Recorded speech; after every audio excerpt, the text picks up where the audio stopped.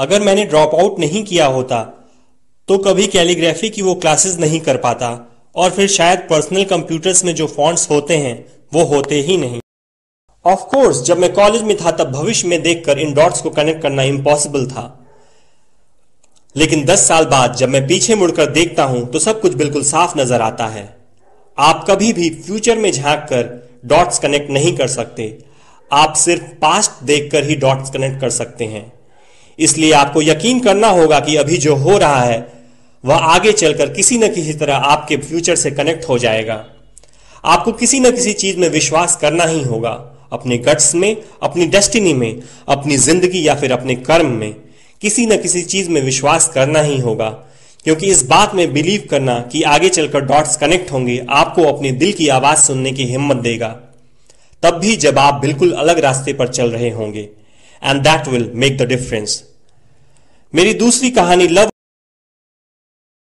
Dollar और 4000 लोगों की कंपनी हो गई। हमने अभी 1 साल पहले ही अपनी फाइनेस्ट क्रिएशन मैकिन्टॉश रिलीज की। मैं 30 का हो गया था और मुझे कंपनी से फायर कर दिया गया। आप अपनी ही बनाई हुई कंपनी से फायर कैसे हो सकते हैं?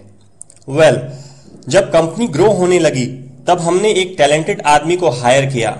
मैंने सोचा कि वो मेरे साथ कंपनी रन करेगा। पहले 1 साल सब कुछ ठीक ठाक चला, लेकिन फिर कंपनी के फ्यूचर विजन को लेके हम दोनों में मतभेद होने लगे। बात बोर्ड ऑफ डायरेक्टर्स तक पहुंच गई और उन लोगों ने उसका साथ दिया। सो एट 30 मुझे निकाल दिया गया, पब्लिकली निकाल दिया गया। जो मेरी पूरी एडल्ट लाइफ का फोकस था वह अब खत्म हो चुका था और यह बिल्कुल ही तबाह करने वाला था। मुझे सचमुच अगले कुछ महीनों तक समझ ही नहीं आया कि मैं क्या करूं।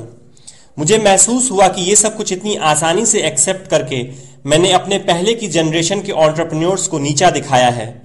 मैं डेविड पैकर्ड और बॉब नॉयस से मिला और उनसे सब कुछ ऐसा हो जाने पर माफी मांगी। मैं एक बहुत बड़ा पब्लिक फेलियर था।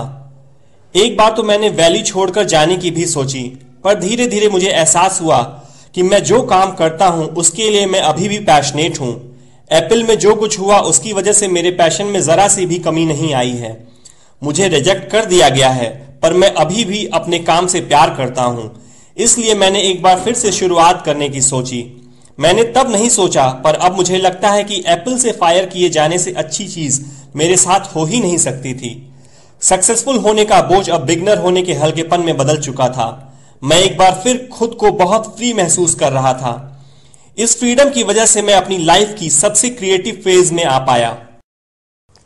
अगले 5 सालों में मैंने एक कंपनी नेक्स्ट और एक दूसरी कंपनी पिक्सर स्टार्ट की और इसी दौरान मेरी मुलाकात एक बहुत ही अमेजिंग लेडी से हुई जो आगे चलकर मेरी वाइफ बनी। पिक्सर ने दुनिया की पहली computer animated movie toy story बनाई और इस वक्त यह दुनिया का सबसे सफल एनिमेशन स्टूडियो है। एप्पल ने एक अप्रत्याशित कदम उठाते हुए नेक्स्ट को खरीद लिया और मैं एप्पल में वापस चला गया। आज एप्पल नेक्स्ट द्वारा डेवलप की गई टेक्नोलॉजी यूज करती है। अब लोरीन और मेरा एक सुंदर सा परिवार है। मैं बिल्कुल श्योरिटी के साथ कह सकता हूं कि अगर मुझे एप्पल से नहीं निकाला गया होता तो मेरे साथ ये सब कुछ नहीं होता। ये एक कड़वी दवा थी, पर शायद पेशेंट को इसकी जरूरत थी। कभी कभी जिंदगी आपको इसी तरह ठोकर मारती है। अपना विश्वास मत खोइए। मैं यकीन के साथ कह सकता हूं कि मैं सिर्फ इसलिए आगे बढ़ता गया क्योंकि मैं अपने काम से प्यार करता था। I love my work. आप रियली क्या पसंद करते हैं यह आपको जानना होगा।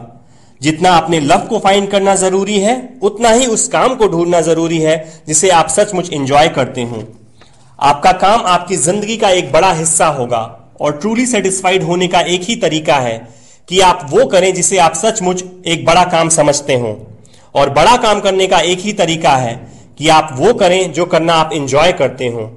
यदि आपको अभी तक वो काम नहीं मिला है तो आप रुकिए मत, उसे खोजते रहिए।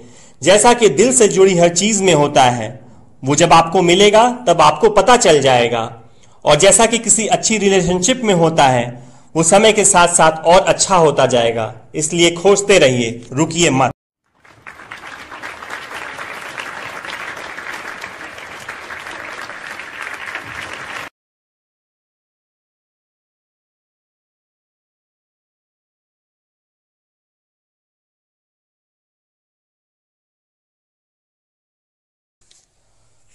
मेरी तीसरी कहानी डेथ के बारे में है।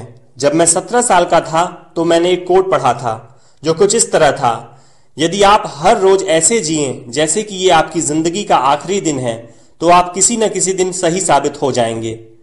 इसने मेरे दिमाग पे एक इम्प्रेशन बना दी और तब से पिछले 33 सालों से मैंने हर सुबह उठकर शीशे में देखा है और खुद से एक सवाल किया है, अगर ये मेरी जिंदगी का आखिरी दिन होता तो क्या मैं आज वो करता जो मैं करने वाला हूं?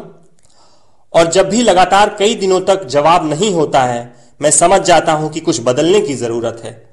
इस बात को याद रखना कि मैं बहुत जल्द मर जाऊंगा मुझे अपनी लाइफ के बड़े डिसीजंस लेने में सबसे ज्यादा मदद करता है, क्योंकि जब एक बार डेथ के बारे में सोचता हूं तब सारी एक्सपेक्टेशंस, सारा प्राइड, फेल होने का डर, सब कुछ गायब हो जाता है और सिर्फ वही बचता है जो वाकई जरूरी है।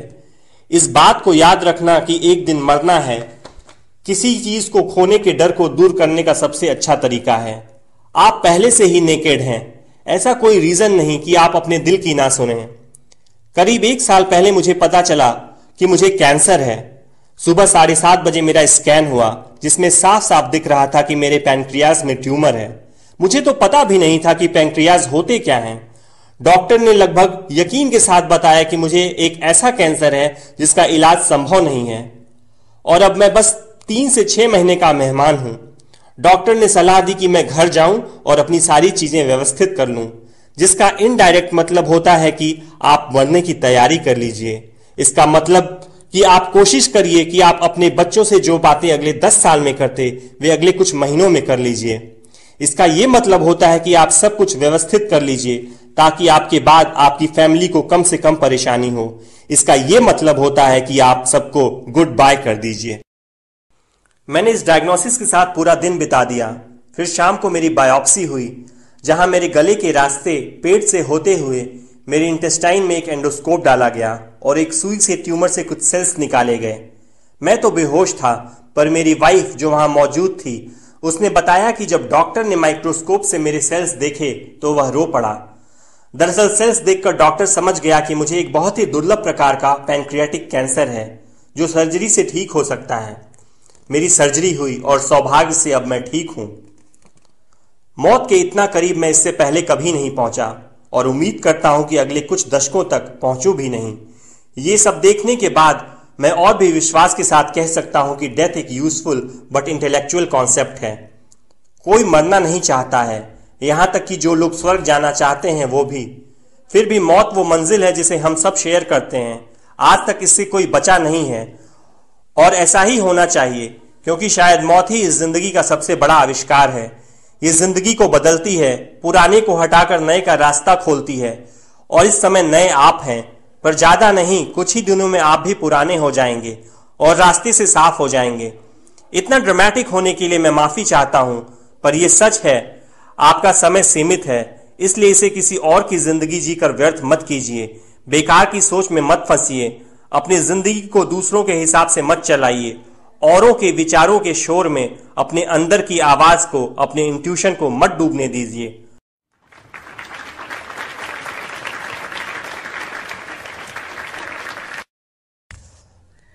जब मैं छोटा था तब एक अद्भुत publication The Whole Earth Catalog हुआ करता था, जो मेरी जनरेशंस की बाइबल्स में से एक था।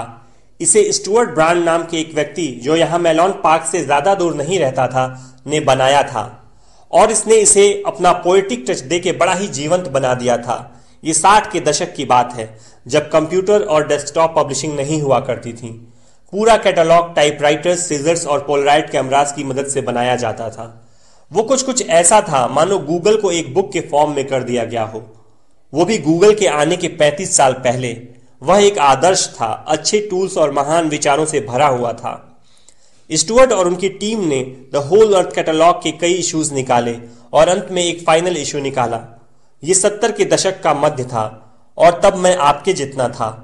फाइनल इश्यू के बैक कवर पे प्रातः काल की किसी सड़क का एक दृश्य था।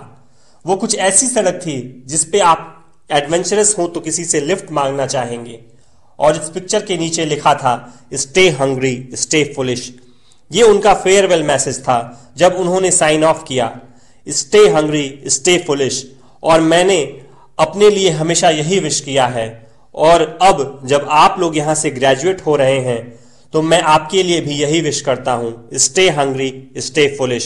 Thank you all very much.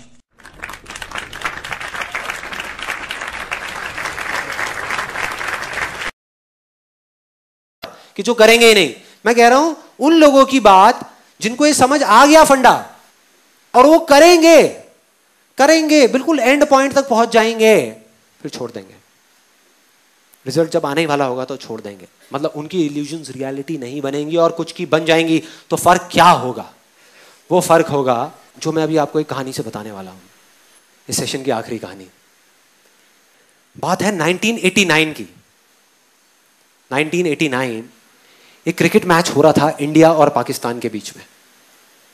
India almost हारने ही वाला था, टेस्ट मैच था और 5वां दिन था जिस दिन उनको ड्रॉ करवाना था इंडिया को मैच, लेकिन सामने से वसीम अकरम, वकार यूनिस, उनके सामने कोई नहीं टिक पा रहा था। बड़े बड़े दिग्गज आउट हो गए थे और सबको श्योर हो गया था कि इंडिया अब बस हारने ही वाला है, अब इंडिया को कोई नहीं बचा सकता। उस टाइम पे जब अजरुद्दीन और रवि शास्त्री, श्रीकांत जैसे बड़े बड़े प्लेयर्स आउट हो गए, तो एक 16 साल का लड़का आकर के पिच पे खड़ा हो गया वकार यूनिस के सामने। और वहां पर बाकी के जितने भी प्लेयर्स थे उन सबकी ये वर्डिंग है कि उससे फास्ट पिच हमने अपनी पूरी लाइफ में नहीं देखी। जितनी ग्रास थी उस पिच पे, मतलब उससे फास्ट पिच हमने कहीं नहीं देखी। इतनी तेज थी वो पिच कि किसी को बॉल ही नहीं दिख रही थी, खेलते क्या बॉल तक नहीं दिख रही थी, इतनी तेज आ रही थी बॉल। और वो 16 साल का लड़का वहां पे खड़ा हुआ और एक बॉल आई बाउंसर वकार यूनिस की 150 की स्पीड पे, टप्पा पड़ा और सीधा आकर के उसकी नाक पे, और खून निकलने लगा। चारों तरफ खून ही खून, उसके कपड़ों पे, उसके ग्लव्स पे, उसके फेस पे।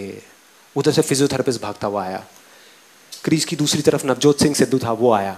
सब आकर के खड़े हो गए, पाकिस्तान के सारे प्लेयर्स भागते हुए आए देखने के लिए कि भाई क्या हुआ क्या हुआ। और सब तरफ खून ही खून। उधर से फिजियोथेरेपिस्ट आया, आकर के उसने रुई रखी नाक पे खून को रोकने के लिए, लेकिन खून निकले जा रहा है इधर उधर। और फिर सिद्धू ने आकर के उसको बोला कि तुम ऐसा करो, तुम ना वापस चले जाओ वहां पर इंजर्ड हो करके, रिटायर्ड हर्ट हो करके, और वापस आ जाना थोड़ी देर में।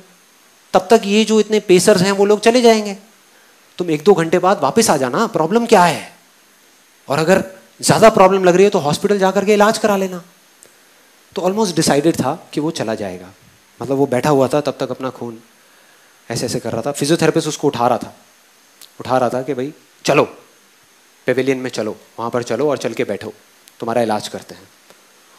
वो इरिटेट हो गया और उसने 2 वर्ड्स ऐसे बोले जिसने सिर्फ इंडिया की नहीं, इस पूरी दुनिया की क्रिकेट की हिस्ट्री को पलट करके रख दिया, पूरी की पूरी दुनिया की। वो 2 वर्ड्स थे, मैं खेलेगा, मैं खेलेगा।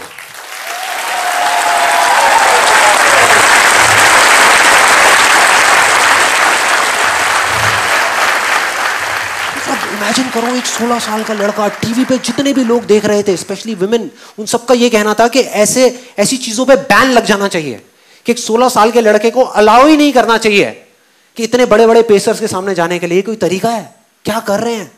तो अगर वो पेविलियन चला जाता तो पूरी दुनिया समझ जाती, पूरी दुनिया को उस पर तरस आ रहा था सिवाय एक इंसान के, उसको खुद को। बस उसको खुद को अपने आप पे तरस नहीं आ रहा था, और उसने ऐसा बोला जिससे सब कुछ बदल गया। और अगली ही बॉल जो सामने से आई उसमें उसने चौका मारा, चौका अगली बॉल पे।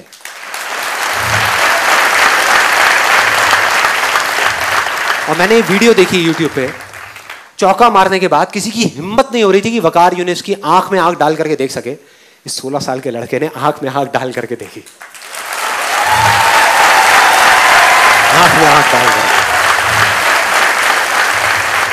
एक हारा हुआ मैच, जो इंडिया हारा पड़ा था, मतलब सबको पूरा भरोसा था कि इंडिया हारेगा मैच, उस मैच को ड्रॉ करा दिया, मतलब उस मैच को बचा लिया। सचिन तेंदुलकर की और सिद्धू की पार्टनरशिप 101 रन की, 57 रन बनाए सचिन तेंदुलकर ने।